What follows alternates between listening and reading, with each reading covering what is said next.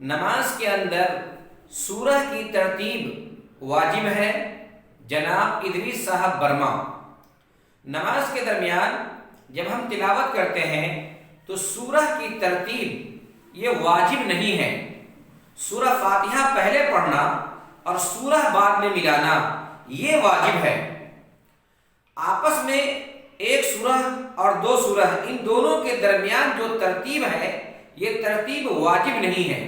مثال کے طور پر اگر کسی نے پہلی رکعت میں قل اعوذ برب الناس پڑھ دیا اور دوسری رکعت میں قل اعوذ برب الفلق پڑھ دیا تو اس سے نماز ہو جائے گی، سجدہ سہو کرنے کی ضرورت نہیں ہے۔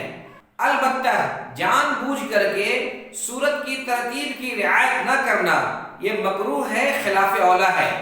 لیکن بعض حضرات اس مسئلے کو بہت زیادہ اہم سمجھتے ہیں اور واجب سمجھتے ہیں، اور گاؤں گرام کے جو بوڑھے ہوتے ہیں اگر کبھی امام صاحب سے سورت کی ترتیب پلٹ گئی اور انہوں نے پہلے قل اعوذ برب الناس پڑھ دیا اور دوسری رکعت میں قل اعوذ برب الفلق پڑھ دیا تو جھگڑ لیتے ہیں، لڑ لیتے ہیں اور نماز کو دوہرا دیتے ہیں، نماز کو لوٹا دیتے ہیں۔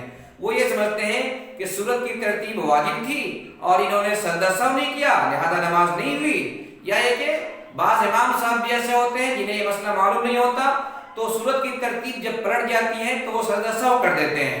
تو آپ خوب اچھی طرح جان لیں کہ جان بوجھ کر کے سورت کی ترتیب کو پلٹنا یعنی پہلے آخری سورہ پڑھنا پھر دوسرے رکعت میں اس سے پہلے والی سورہ پڑھنا یہ خلاف اولیٰ ہے، مکروہ ہے، لیکن واجب نہیں ہے۔